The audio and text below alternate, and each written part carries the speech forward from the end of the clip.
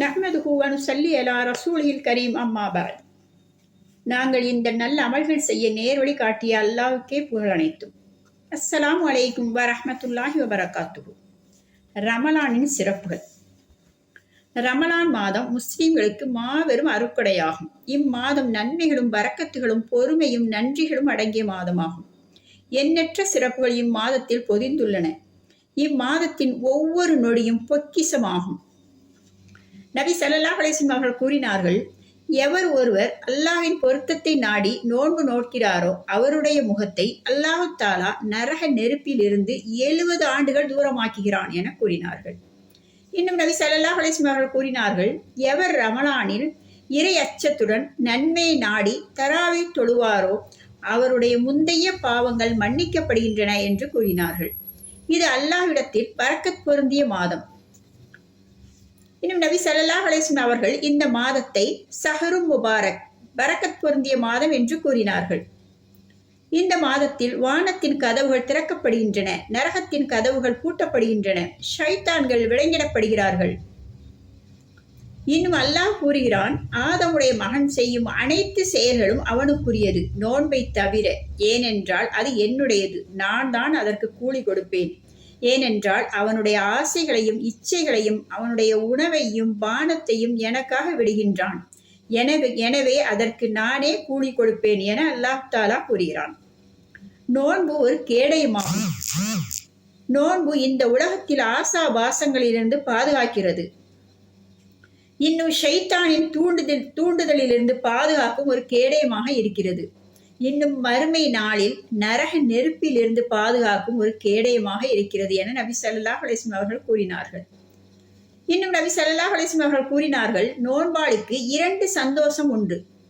ஒன்று, பசியுடன் இருக்கும்போது இஃப்தாரில் வைக்கப்படும் உணவை பார்த்து ஒரு சந்தோஷம். இரண்டாவது சந்தோஷம் தன்னுடைய ரப்பை சந்திக்கும் சந்தோஷம். உலகத்தில் எதுவும் கிடைக்கலாம். ஒரு மோமினுடைய உள்ளத்தில் சந்தோஷத்தை கொடுக்கக்கூடியது யாரை தன்னுடைய இரட்சகன் என்று கூறினானோ, லா இலாஹா இல்லல்லாஹ் என்று கூறினானோ அந்த ரப்பை சந்திக்கும் சந்தோஷம்தான் மிகப்பெரிய சந்தோஷம். எனவே தொழுகையை அதிகப்படுத்துவோம், திக்ரை அதிகப்படுத்துவோம், குர்ஆன் ஓதுதலை அதிகப்படுத்துவோம், முன்னேறுவோம். இது மிகப்பெரிய மாதம், கண்ணியத்திற்குரிய மாதம், அருள் பொழியக்கூடிய மாதம், அல்லாஹ் தேர்ந்தெடுத்த மாதம், குர்ஆன் இறங்கப்பட்ட மாதம், அல்லாஹ்வின் அருள் இறங்கும் மாதம், ஜிப்ரீல் அலைஹிஸ்ஸலாம் அவர்கள் இறங்கும் மாதம். இவ்வளவு கண்ணியமிக்க மாதத்தில் பாவங்களை தவிர்த்திடுவோம்.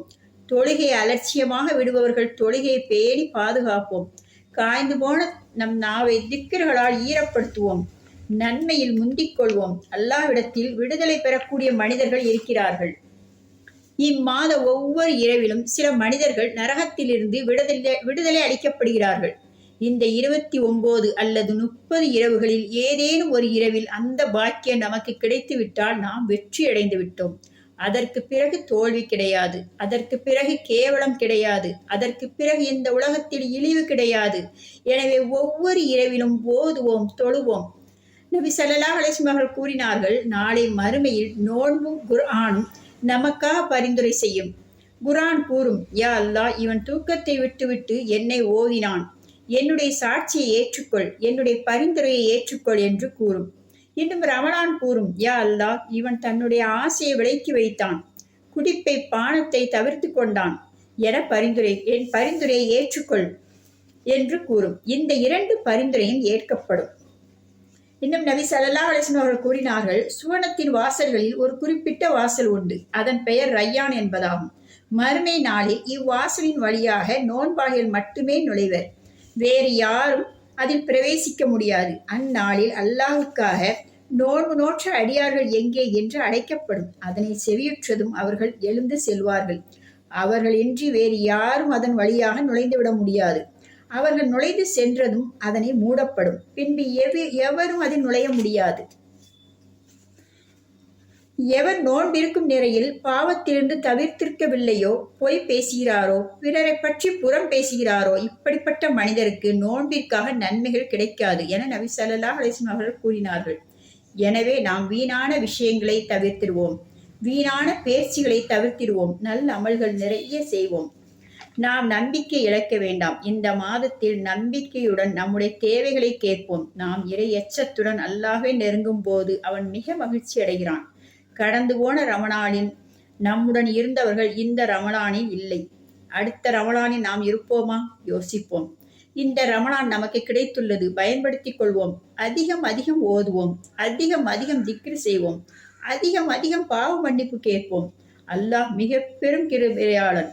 நாம் கேட்கும் துவாக்களை நிச்சயமாக செவியேற்பான்.